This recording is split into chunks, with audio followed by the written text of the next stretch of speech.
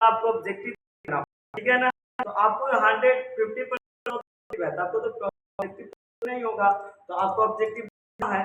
क्या देखिए ऑब्जेक्टिव आ गया, क्या है ऑब्जेक्टिव। चलिए आगे बढ़ते हैं। देखिए क्या कह रहा है कि यदि x + 7 एवं 5x + 12 बराबर 7, तो x का मान क्या होगा। a में 9, b में 11, और c में 13, और d में कोई नहीं, और इसका उत्तर में दे है 11। देखिए इसमें उत्तर दिया हुआ है 11, लेकिन आप कैसे आए 11, इसका हम आपको सोल्यूशन करके बता देते हैं। चलिए देखिए, जैसे कि मान के चलिए यहाँ हमारा x, एक मिनट हम पेन को दूसरा ले लेते हैं सर। अब जैसे कि मान के चलो हमारा x है, तो x प्लस में y बराबर 7 है, और उसके बाद में 5x प्लस में 12 y बराबर में कितना है 7। अब यहाँ लिखेंगे क्या लिखेंगे सर जी, यहाँ क्या, अब यहाँ 12 प्लस तो माइनस प्लस तो माइनस हो गया, तो खत्म हो गया। अब यहाँ गया, यहाँ 5 बाई बचा, 5 में से 12 बच गया, माइनस 7 से 35 बचेगा, इसमें से 35 में से 7 कितना बचेगा, 7 5 8 15, 8 7 15, ये कितना बचेगा 2, 28 बचेगा, 27 में बचेगा, 7 चौका 28, 28 बचेगा। अब देखिए 28 बच गया सर जी, तो हमें 7 चौका 28, यहाँ y के वैल्यू आ गया -4, y का वैल्यू -4। अब यहाँ x या y में रख दो, यहाँ x प्लस में y बराबर कितना है 7। अब इसको हम माइनस को x रखेंगे, और प्लस में क्या रखेंगे माइनस में 4, अब बराबर में 7, माइनस को उधर भेज देंगे, तो यहाँ 7 प्लस में 4 हो जाएगा, और 7 4 कितना है 11। तो ऑप्शन नंबर क्या हो जाएगा 11, आपका ऑप्शन नंबर डी। यहाँ पे किसी को दिक्कत है, आगे बढ़ते हैं। तो आगे हमारा है question number second. Question number second कह रहा है कि एक भिन्न अंश तथा हर को योगफल 18 है, यदि इसके हर में 2 जोड़ दिया जाए तो वह भिन्न 1/13 हो जाता है। अब तो इसका भिन्न क्या होगा, तो इसका भिन्न पूछ रहा है। देखिए सर जी, इसका भिन्न पूछ रहा, हमें कह रहा है एक भिन्न के अंश का हर का योग, कहने का मतलब एक भिन्न है, अंश x है, हर y है, इसका योग 18 है, ये दोनों का योग 18 है, और आदि हर में एक जोड़ दिया जाए तो अंश, तो हर में अंश x हो गया, हर y हो गया, अंश हर में 2 जोड़ दिया जाए, 2 जोड़ दिए तो इसका भिन्न हो जाता है 1/13। क्या होता है 1/13। देखो अब इसमें क्या है, तिरछा तिरछी गुना, तो इसमें 3 से गुना करेंगे 3x, और यहाँ y प्लस में कितना बचेगा 2। अब इसको हम y को इधर करेंगे, तो 3x - y बराबर कितना आ जाएगा 2। तो इसको समीकरण सेकंड कह देंगे, और इसको समीकरण फर्स्ट कह देंगे। समझ में आई बात। अब समीकरण फर्स्ट कर देंगे, यहाँ y है, यहाँ प्लस है, तो समीकरण 1 और 2 से यहाँ आप लिख सकते हैं समीकरण 1 और कितना से सर जी, 1 और 2 से, तो 1 और 2 से हमें कितना आएगा x प्लस में y और बराबर में 18, और यहाँ आ जाएगा 3x माइनस में y बराबर में 2, माइनस प्लस खत्म, अब 3 1 4 कितना आ जाएगा 3 1 4x 18 20, अब 5 चौका 20, x बराबर 5, x बराबर 5 है, y बराबर निकालना है, तो y बराबर कहीं से आप निकाल सकते हैं, यहाँ से निकाल सकते हैं, तो x प्लस y बराबर कितना है 18, तो हमें x का वैल्यू 5, x का वैल्यू 5, यहाँ 5 प्लस y बराबर 18, अब प्लस उधर जाके माइनस में, तो 18 माइनस में 5, इसलिए y बराबर कितना बच जाएगा 13, तो हमें y का वैल्यू 13 और x का वैल्यू 1, तो x/5 ने x/y लिखना, x का वैल्यू कितना आ गया 5, अब y का वैल्यू 13 है। के जो है देखो आपको के जो है 13/5/13, 5/13, खत्म कहानी। समझ में आया, आगे बढ़ते हैं। तो आगे हमारा है क्वेश्चन नंबर अगला, तो अगला क्वेश्चन नंबर थर्ड है, तो तो क्वेश्चन नंबर थर्ड आपका क्या है सर जी? तो कह रहा है a1 x plus b1 y plus c1 बराबर 0, इतना का एक अद्वितीय हल होगा। तो अद्वितीय हल क्या? यहाँ तक ले कोई कोई अर्थ नहीं है, यहाँ तक ले किसी प्रकार के कोई विद्युत नहीं है। तो आपको अद्वितीय हल क्या अद्वितीय हल होगा, अद्वितीय हल होगा, इसमें तो कुछ दिया हुआ नहीं है। अब इसको हम देख लेते हैं। देखो a1 बटा a2 बराबर b1 बटा b2 इजकल c1 बटा c2। अद्वितीय हल नहीं तो ये वाला बराबर नहीं होता है, तो इसको हम कहते हैं प्रतिच्छेदी। क्या कहते हैं? प्रतिच्छेदी। क्या याद रखिएगा? प्रतिच्छेदी रेखा, प्रतिच्छेदी। तो इसको कहिए अद्वितीय हल को प्रतिच्छेदी। अद्वितीय हल मतलब एक हल, अद्वितीय हल मतलब एक हल, एक रेखा से गया एक रेखा से गया, जिसे प्रतिच्छेदी रेखा कहते हैं। तो प्रतिच्छेदी कह सकते हैं। किसी को दिक्कत हुआ? नहीं हुआ। आगे बढ़ते हैं। तो क्वेश्चन नंबर अगला पर है, क्वेश्चन नंबर अगला है। तो क्वेश्चन नंबर अगला हमारा है, क्वेश्चन नंबर अगला है, क्वेश्चन नंबर अगला भाई बारे भाई बा एक अमीना अरे भाई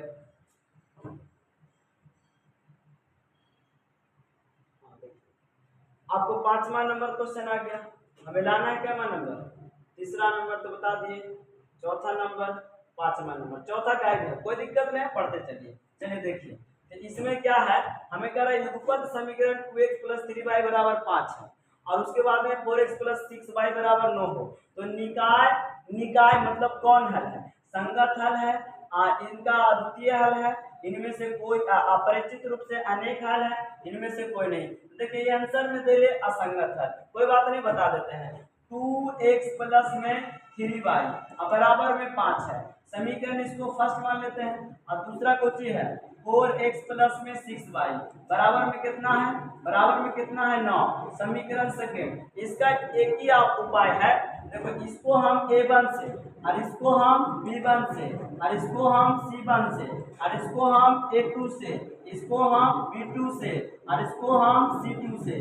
तो आप इसका उपाय कर दीजिए a1 बटा a2 बराबर b1 बटा b2 बराबर c1 बटा c2। आप बता दो बाबू, इसका आंसर बताओ लो क्या होगा? a1 का वैल्यू 2 होगा, a1 का वैल्यू 2 और a2 का वैल्यू 4 और बराबर में b1 का वैल्यू 3 और उसके बाद b2 का वैल्यू कितना है? 6 और बराबर में c1 का वैल्यू 5, c1 का वैल्यू 5 और इसका वैल्यू 9। अब देखो 2 दूनी 4, 1 बटा 2 बराबर 3 दूना 6, 1 बटा 2 इक्वल टू 9, 5 बटा 9। असंगत है, इसका कोई हल नहीं है। जब यहाँ कट गया तो आपको दिमाग में ऐड होना चाहिए कि इसका कोई हल नहीं होगा, इसलिए आंसर में है असंगत हल। कहने का मतलब ये दर जा रहा है, ये दर जा रहा है, इससे कोई मतलब नहीं है, तो इसको कहेंगे असंगत हल। कौन हल? असंगत हल। दिमाग में बैठा, कौन हल? असंगत हल। आगे बढ़ते हैं, आगे बढ़ते हैं। आगे है छठा नंबर। छठा नंबर क्या रहा है? देखिए सर जी, छठा नंबर आपका है, एक मिनट थोड़ा बड़ा छोटा करना है।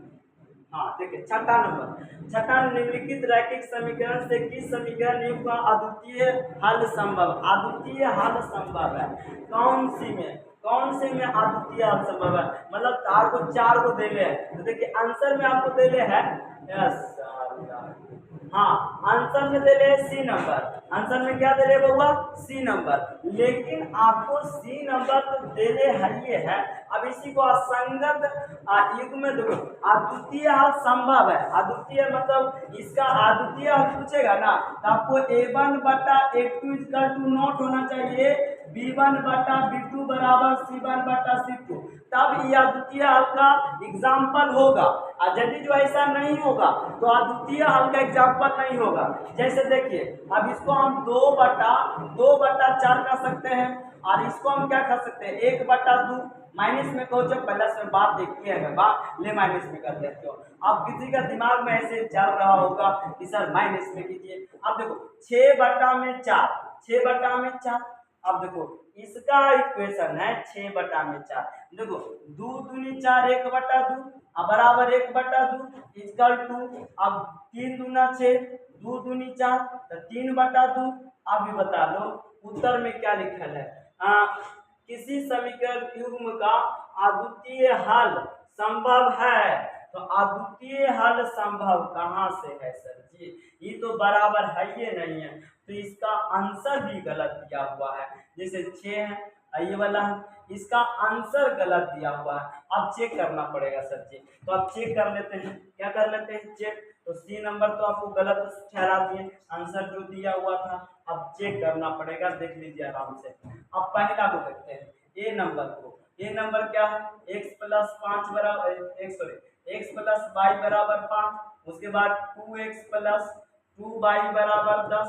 ये देखो अद्वितीय हल हो जाएगा, चाहे अनेक हल हो जाएगा। देखो 1/2 बराबर 1/2 बराबर 5/10, 2 से 5 10 अनेक हल हो गया।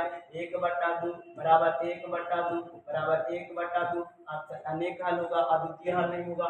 दूसरा है x - y बराबर 8 दूनी 16 1/3 1/3 16, ये भी नहीं होगा। तीसरा ये तो बताइए दिए। चौथा 2/4 2/4 और 0/5। इसमें से देखो 0/5 दे रहे हैं। अजीब कहानी है, देखो अजीब कहानी है। यहाँ यदि जो हमें असंगत रूप से अद्वितीय हल पूछ रहा है, तो हमें सी नंबर काहे नहीं है? देखो सी नंबर काहे नहीं है? देखो सी नंबर है 2/4 फिर 1/-2 बराबर 6/4। अब देखो यहाँ 2 दूनी 4 1/2 बराबर -1/2, 3 दूना 6 2 दूनी 4 3/2, ये बराबर है। लेकिन नीचे वाला में दिख रहा है, नीचे वाला में दिख रहा है, बाकी ये सब तो नहीं है हुआ, तो ये ऑप्शन नंबर सी हो जाएगा। ठीक है, ऑप्शन नंबर सी हो जाएगा। ऊपरे वाला नहीं दिख रहा, इसलिए चेक करवा दिए। चलिए अगला क्वेश्चन, चलिए आगे बढ़ते हैं। आगे हमें क्या? 7वां नंबर। तो 7वां नंबर में आपको देखते हैं। 7वां नंबर कह रहा कि के किस मान के लिए समीकरण इतना और इतना के 4 समपाती है। देखो हमें इसको ऐसे बना देंगे, के किस मान, तो 2y बराबर 7। अब इसको हम लिखेंगे समीकरण फर्स्ट, और उसके बाद में क्या है 2x प्लस में ky बराबर में 14, इसको समीकरण सेकेंड। अब देखो a1/a2 बराबर b1/b2 बराबर c1/c2। तो a1 के वैल्यू 1 और इसका वैल्यू 2 बराबर 2/k बराबर 7/14। अब देखो कट रहा है सर जी, अब हमें कट रहा है सर जी। क्या कट रहा है सर जी?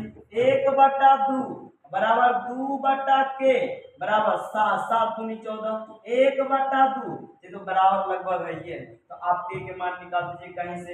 देखो ऐसे निकालेगा, फर्स्ट एंड लास्ट या सेकेंड एंड लास्ट, सेकेंड पर है इसलिए 2/k बराबर 1/2 तिरछा गुना, इसलिए k बराबर आपको आ जाएगा 4। आंसर में क्या आ जाएगा? 4, ऑप्शन नंबर सी। समझ में आई बात? अब आगे बढ़ते हैं। आगे क्वेश्चन नंबर अगला, तो क्वेश्चन नंबर अगला है 8 नंबर। कह रहा है कि के किस मान के लिए निम्न समीकरण युग्म का कोई हल नहीं है।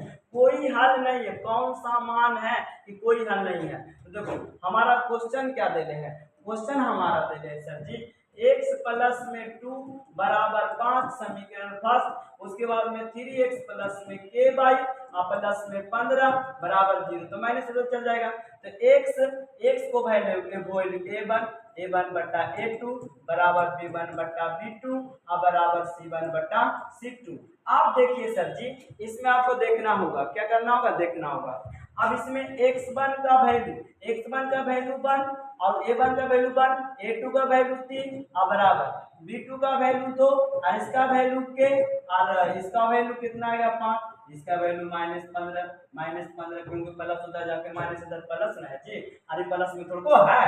अब देखो अब किसका हल नहीं हो सकता। देखो 5 या 15 कट ही रहा है सर जी। अब फर्स्ट एंड लास्ट, तो 15 दूना 30, तो k बराबर k गुना 5 बराबर -30 -30, तो क्या पर 30 6 पर 30, तो k बराबर -6 है, -6 यस सर। तो ऑप्शन नंबर क्या हो जाएगा? सी, ऑप्शन नंबर सी। समझ में आ गया? अब आगे बढ़ते हैं। आगे बढ़ते हैं, आगे बढ़ते हैं, आगे बढ़ते हैं। चलिए क्वेश्चन नंबर 9, क्वेश्चन नंबर 9। तो क्वेश्चन नंबर 9 हमारा क्या है सर जी? अगर समीकरण 2x + 3y = 7 और a + b = x और 2x 2a - b * y = 21 अनंत हल होते हैं, अनंत हल हो तो, अनंत हल हो तो मतलब a का मान क्या होगा, b का मान क्या होगा, ऐसे पूछ रहा है। तो देखो यहाँ हमें a के मान निकालना है। तो 2x + में 3y बराबर में 7, इसको हम a1 बराबर में करेंगे 2 और b1 बराबर में करेंगे 3 और c1 बराबर में करेंगे 7 और उसके बाद में a1 बराबर में करेंगे a2 बराबर करेंगे a + b और b2 बराबर हम करेंगे 2a - b और उसके बाद c2 बराबर हम करेंगे 21। समझ में आया? आप a1 बटा a2 का अनुसार रख दो, यहाँ 2 बटा क्या लिखाएगा a + b बराबर, उसके बाद 3 बटा क्या लिखाएगा 2a - b और उसके बाद कितना लिखाएगा 7 बटा 21। अब इसको हम क्या बोले थे, first and last, first and last. तो देखो first and last, second and last आ जाएगा। अब देखो फर्स्ट एंड लास्ट सर, तो यहाँ 2 बटा a + में b बराबर में 7 बटा, इसको काट देते हैं 7 या 21, काट देते हैं 7 या 21 छोटा हो जाएगा 1 बटा 3 6 गुना, तो a + b बराबर 3 गुना 6, समीकरण फर्स्ट, समीकरण फर्स्ट। अब सेकेंड एंड लास्ट, अब इसको लिख देते हैं 3 बटा 2a, 2a माइनस b और 1 बटा 3, 3 दिया 9। इसको हम ऐसे कर सकते हैं, ऐसे कर सकते हैं 2a - में b बराबर 9, समीकरण सेकेंड, समीकरण सेकेंड। अब समीकरण 1 और 2 से कर दीजिए, तो यहाँ बना देते हैं समीकरण, समीकरण 1 और 2 से, 1 और 2 से विलोपन विधि से। यहाँ 2a पहले इसको लिखेंगे, पहले इसको लिखेंगे a + b बराबर में कितना सर जी 6 और उसके बाद में 2a - b बराबर में कितना सर जी माइनस बराबर 9 और प्लस माइनस खत्म कर दिए, यहाँ 3a बच गया, 9 6 15 और 3 5 15, a का वैल्यू कितना आ गया, a का वैल्यू 5, a का वैल्यू 5 है, a का वैल्यू 5 के जो है यहाँ भी है। अब 2 वैल्यू है तो आपको या तो ये वाला नहीं होगा, ये वाला नहीं होगा, अब आपको ऊपरे वाला होगा या तो नीचे वाला होगा, दो ये गुम होगा, ये आप चेंज कर लीजिए। तो हमें एक वैल्यू समीकरण इसमें रख देते हैं, तो 2 गुना में 5 और माइनस में b बराबर 9, 5 दूनी 10 माइनस में b बराबर 9, इसको उधर चल जाते हैं तो माइनस b और 9 माइनस में 10 तो माइनस b बराबर माइनस 1, माइनस माइनस खत्म तो प्लस में 1, तो ऑप्शन नंबर क्या हो जाएगा ए, ऑप्शन नंबर क्या हो जाएगा ए। समझ में आई बात? अब इसको देख लीजिएगा आराम से। अब क्वेश्चन नंबर हम चलते हैं अगला पर, क्वेश्चन नंबर अगला पर, समझ में आया? Question number 10। तो क्वेश्चन नंबर 10 क्या है? तो क्वेश्चन नंबर 10 हमारा है p के किस मान के लिए समीकरण युग्म का कोई हल नहीं है, कोई हल नहीं है। तो कोई हल कौन सा है कि कोई हल नहीं है, किस युग्म है, मतलब p के किस युग्म की p के क्या मान है। तो हम क्या लिखेंगे 5x प्लस में क्या लिखेंगे p/, बराबर में 0, x प्लस में 2y माइनस में 3 कर 2 0 बल्ब पे घूमी, हाँ बल्ब, हाँ बस बस। हाँ अब देखिए तो हमें यहाँ a1 बटा a2 बराबर b1 बटा b2 बराबर c1 बटा c2, c1 बटा c2। तो a1 के वैल्यू 5 है और उसका वैल्यू 1 है और इसका वैल्यू p है, उसका वैल्यू 2 है और इसका वैल्यू 0 है, इसका वैल्यू -3 है। तो फर्स्ट एंड लास्ट, अब 0 गुना समथिंग 3 गुना -3 गुना p बराबर 0, यहाँ -3p बराबर 0, इसलिए p बराबर -0 बटा 3, इसलिए p बराबर 0, p का वैल्यू 0 दिखा। आप बता लो भाई हमें p का वैल्यू 0 तो d में आपका आंसर दे ले है, नहीं सर तो 0 लिख लो, ऑप्शन नंबर डी। समझ में आई बात? आगे चलते हैं, आगे चलते हैं। तो आगे हम चलते हैं सर जी, आगे हम चलते हैं। देखिए सर जी हम आगे चलते हैं, आगे चलते हैं, आगे चलते हैं p के किस मान के लिए समीकरण युग्म का कोई हल नहीं है, ये तो बता दिए हम सर जी। आगे चलते हैं रैखिक समीकरण युग्म का हल करने की कितने बीजगणितीय विधि है। तो रैखिक युग्म के हल करने का कितने बीजगणितीय विधि है आपको हम बताए थे, पहला बताए थे विलोपन विधि, देखिए याद कीजिए पहला क्या बताए थे सर जी? विलोपन। क्या बताए थे? विलोपन या प्रतिस्थापन बताए थे। और दूसरा प्रतिस्थापन। और तीसरा आपको कोची है? तीसरा आपको कोची है? वर्ग गुणन विधि। ऑप्शन नंबर क्या लीजिएगा? 3। ऑप्शन में क्या लीजिएगा? 3। अब कोई क्या दे, तुलनात्मक विधि, फलना विधि, ढेकना विधि, सब उसी में मिला आया है। याद रखिएगा, सब उसी में मिला। 3 विधि है, पहला प्रतिस्थापन, दूसरा विलोपन और तीसरा परत गुणन विधि। इसीलिए ऑप्शन नंबर क्या है? वो 3। Option number 3। आगे बढ़ते हैं, चलिए आगे बढ़ते हैं। आगे जो बताने वाला है वो उसको हम बताते आपको बताते चलते हैं, ठीक है। आगे बढ़ते हैं। अब क्वेश्चन नंबर क्या है वहां पर? 12 पर कह रहा है कि कह रहा आपको दो, यहाँ देखिए छोटा कर दिए, बड़ा था। 2 अंकों वाली संख्या अंकों का योग 4 गुना। 2 अंकों वाली संख्या अंकों की गुना 4 गुना हो। क्या गुना हो? 4 गुना हो। 4 गुना हो। यदि संख्या में 18 जोड़ दिया जाए तो अंक उलट जाती है। अंक उलट जाती है तो संख्या ज्ञात करें। तो संख्या ज्ञात करें। कौन सी ज्ञात करें? संख्या ज्ञात करें। हम इसको संख्या ज्ञात करेंगे। देखिए 1 मिनट सुनिए। अब देखिए क्वेश्चन नंबर कितना है बाबू? 2 अंकों वाली संख्या अंकों का योग 4 गुना है। क्या गुना है? 4 गुना। 2 अंकों का योग 4 गुना है। यदि संख्या में 18 जोड़ दिया जाए तो अंकों उलट जाती है। अंक उलट जाती है तो संख्या क्या होगी? देखो बहुत लंबा मैथ है, इसका हम आंसर शॉर्ट रूप में बता देते हैं। यदि जो आपको इच्छा हो तो आप बोलिएगा कि सर बता दीजिएगा, इसको हम बता देंगे। देखिए ऑप्शन नंबर हो जाएगा 24, समझ में आ गया? ऑप्शन नंबर हो जाएगा बी, 24 आंसर होगा, ठीक है ना। इसको हम आपको ऐसे ही बता दिए हैं, आप इसको कमेंट कीजिएगा, जो बना रहेगा तो बना देंगे। बहुत लंबा मैथ है बाबू। हाँ देखो, इसको छोटा छोटा मैथ है जिसको हम बता देंगे। क्या ऑब्जेक्टिव कर रहे हैं जिसमें दिक्कत होता है, काम हो जाएगा फिर ऑब्जेक्टिव। देखिए के किस मान के लिए निम्न समीकरण का एक अंतर अनंत हल है। तो अनंत हल है के मान। देखो ये समीकरण है, इसको 2 कर दिए, यहाँ 4 कर दिए, यहाँ कितना कर देंगे 3, और यहाँ कितना कर देंगे के, और यहाँ कितना कर देंगे 5, यहाँ 10। अब के किस मान के लिए? 5 दूनी 10। अब 3 4 6 गुना तो के बराबर कितना? 6। ऑप्शन नंबर क्या हो जाएगा? बी। समझ आ गया ना? आगे बढ़ते हैं। तो क्वेश्चन नंबर क्या हुआ? 14 पर। तो 14 कह रहा है कि यदि A M equal to B I, यदि A M equal to not B I, तो निम्न समीकरण ए एक्स बराबर बी, वाई बराबर सी तथा इन अरे यार क्वेश्चन जैसे तैसे है, इसमें कोई डिजिट नहीं है हुआ है ना, ये क्वेश्चन गलत है, ठीक है ना। आगे बढ़ते हैं, ये क्वेश्चन गलत है। 15 नंबर आपका के किस मान के लिए निम्न समीकरण युग्म का अद्वितीय हल है? कौन हल है? अद्वितीय हल है। के किस मान के लिए? डायरेक्टर समीकरण देखो, देखो समीकरण ही है, इसको a1 के रखेंगे और a2 के 6 रखेंगे, और b1 को हम क्या रखेंगे? -1, और इसको -2, और इसको क्या रखेंगे? इसको रखेंगे 2, इसको रखेंगे 3। तो फर्स्ट टाइम क्या बोले? लास्ट। ये यहाँ क्या लिखेंगे? यहाँ लिखेंगे के बटा 6 और 2 बटा 3 और तिरछा तिरछी गुना। देखो यहाँ हो जाएगा ना, तो आप ऐसे भी शॉर्टकट भी कर सकते हैं। देखिए 3 दूना 6 और 2 दूनी 4, तो के बराबर 4। ऑप्शन है कि 4? सर के जो है ऑप्शन 4 है, तो आप गलती कर दिएगा सर।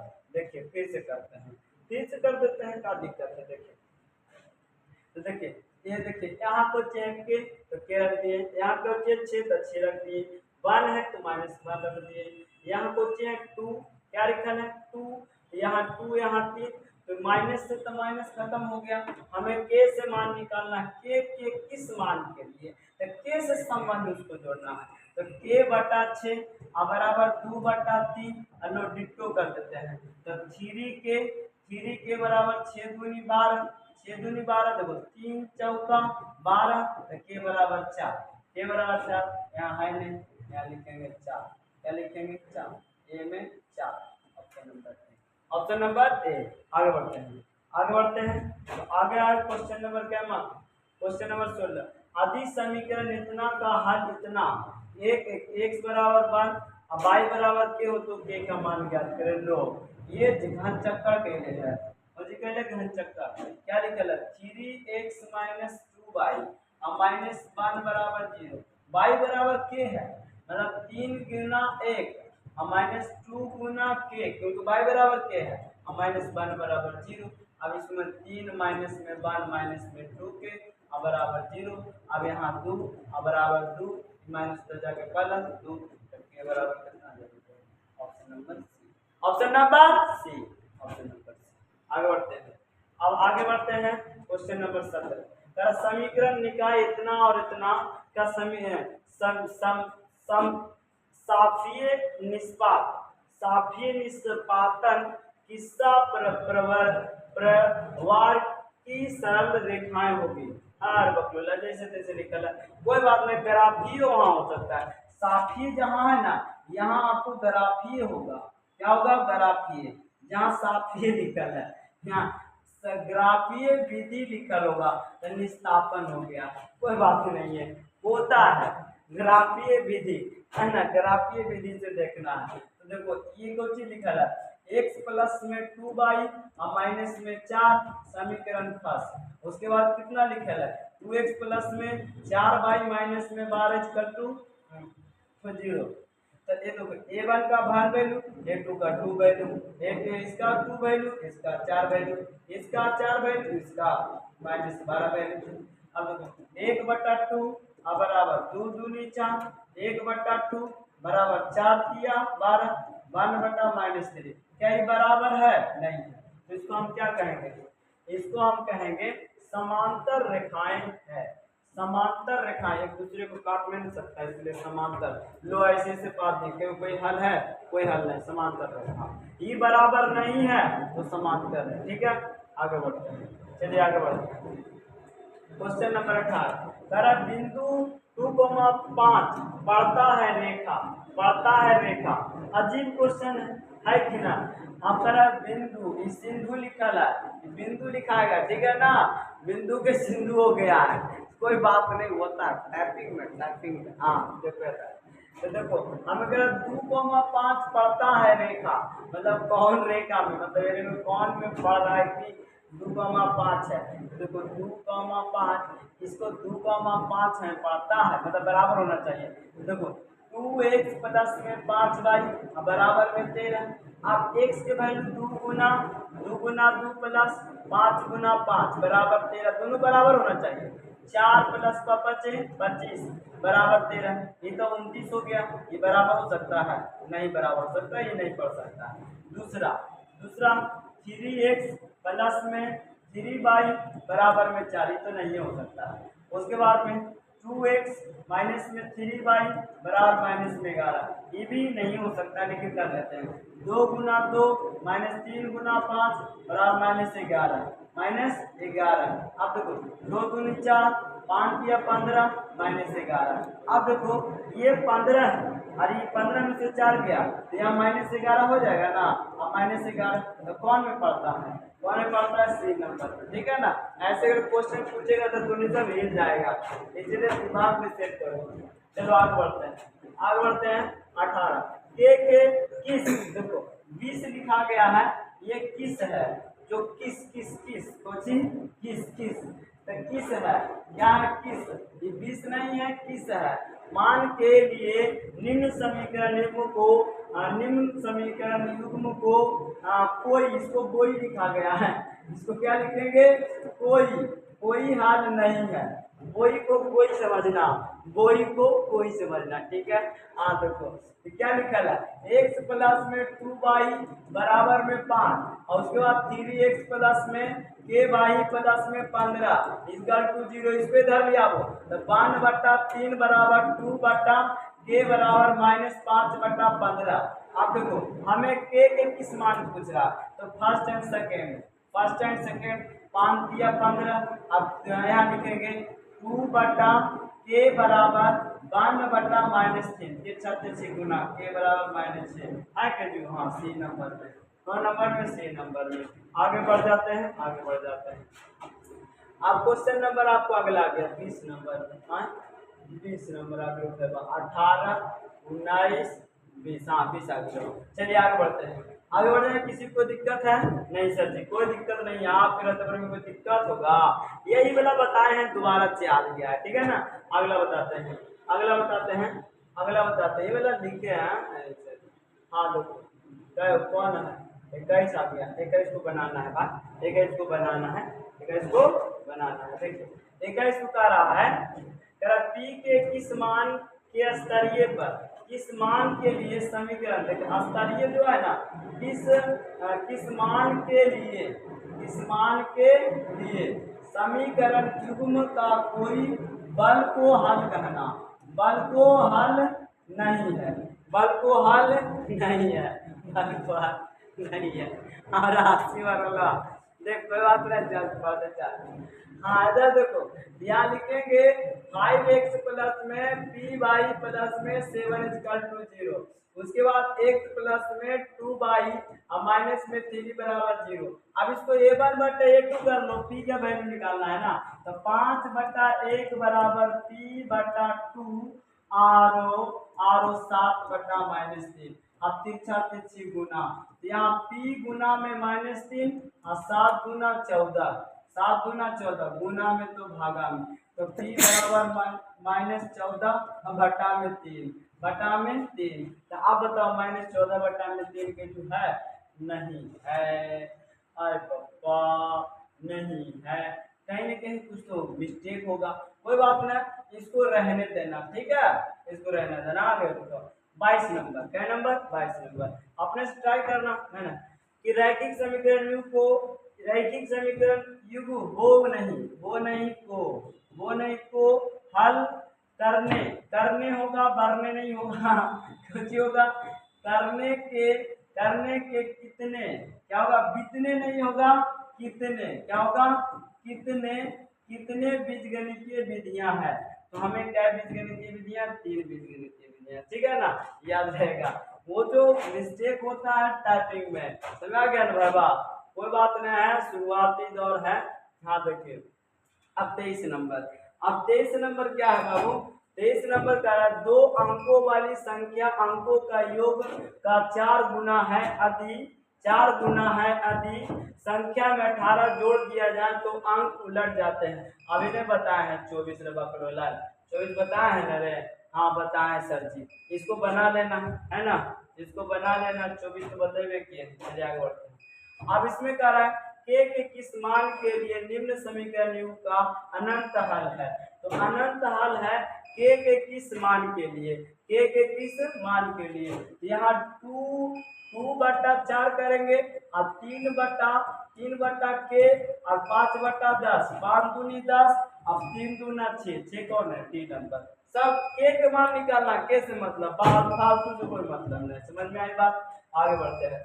अब 24-25 नंबर, x, y रैखिक समीकरण इतना उतना के कितने अधिकतम हल संभव है, उस संभव के पूछ रहा, तो यदि जो ये हमारा रैखिक समीकरण है, कौन समीकरण है, रैखिक समीकरण है, तो इसका अनंत हल हो सकता है, रैखिक समीकरण इतना कि कितने अधिकतम हल संभव है, तो ये अनगिनत हल संभव है, इसका कोई गिनती नहीं है, अनगिनत हल संभव है।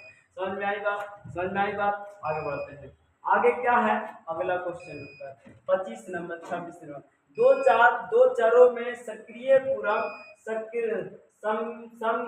दो परम में देखो समीकरण कुछ लिखा है, समीकरण, ये समीकरण के पूरक के लिए निम्नलिखित में से कौन सा कथन सत्य है, एक हल होना आवश्यक है, मतलब 2 चरों में क्या सरलीकरण क्या है, ये थोड़ा दिक्कत है हुआ यहाँ तक ले, है ना, ये क्वेश्चन में दिक्कत है। 26 नंबर आगे बढ़ते हैं, इसको नहीं देखना, ठीक है, आगे बढ़ते हैं। हाँ 26 27 समीकरण निकाय इतना और इतना कि किस प्रकार के हल है, उच्छस है, संपन्न है, हल कितने संपन्न है, तो देखो हल संभव नहीं है, अनेक हल है, अद्वितीय हल है, तो इसको हम क्या कहेंगे सर जी, तो इसको हम कहेंगे 5/6 और -3/1 और उसके बाद 2/-2। अब यह 5/6, इसका कोई हल संभव नहीं है, अनेक हल है, 2 हल है, हल संभव नहीं है, ऑप्शन नंबर ए।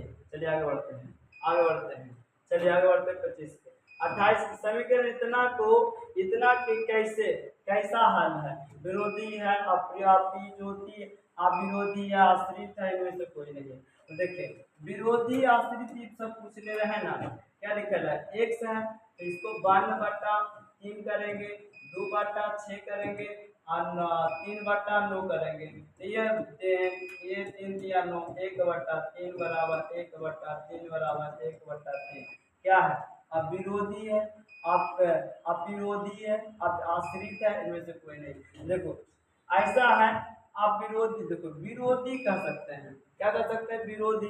आप विरोधी नहीं, इसका आश्रित भी नहीं कह सकते हैं। हाँ तो देखो इसमें जो सब बराबर है ना, तो एक दूसरे पर आश्रित है, इसे विरोधी नहीं कर सकते हैं, आश्रित कर सकते हैं। ठीक है, कुछ कर सकते हैं आश्रित, सब बराबर तो आश्रित कर सकते हैं। आगे बढ़ते हैं, आगे बढ़ते हैं क्वेश्चन नंबर अगला 29 नंबर। इतना है इतना, तो एक्स बराबर इतना, तो वाई बराबर आप निकाल लीजिएगा, इसका आंसर ढूंढ लीजिएगा। फिर 30 नंबर है, निम्नलिखित रैखिक समीकरण युग्मों की युग्म संविधान संपन्न है, इसको बना लीजिएगा, बन जाएगा। उसके बाद में के किस मान के लिए, इतना तो हम बता दिए, इसको बना लीजिएगा।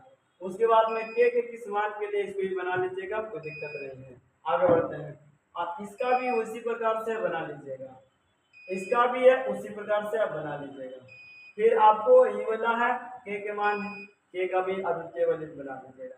फिर 36 नंबर भी है, निम्नलिखित रैखिक समीकरण है ना, आम एक हल कोई हल ना द्वितीय हल, इसको भी बना लीजिएगा। ठीक है, हाँ इसके इसका भी है 26 से, हाँ उसका अंतर 10 है, योग 26 है, अंतर 10 है। देखो एक गुणित को बता देते हैं, अंतर कितना है, योग कितना है, x प्लस वाई बराबर कितना है 26, और x माइनस वाई बराबर कितना है 10। तो इसको हम कर लेंगे तो क्या कर सकते हैं, x और y का मान निकालेंगे, तो इसको हम प्लस माइनस खत्म कर देते हैं, यहाँ 2x हो जाता है, यहाँ 36, यहाँ 18 दूना 36, एक एक x के मान कितना हो जाएगा 18, x के मान 18 या 18 के जा कितने ना आंसर जी, option number C, option number C हो गया, ऑप्शन नंबर सी। आगे बढ़ते हैं, तो 37 38 हो गया। दो क्रमिक संख्याओं पर छोटी संख्या 5 गुना हो सब, ये सब बहुत बड़ा मैथ है। 38 तक ले आपको समाप्त करते हैं, उसके बाद हम आपको बताएंगे। ठीक है, धन्यवाद।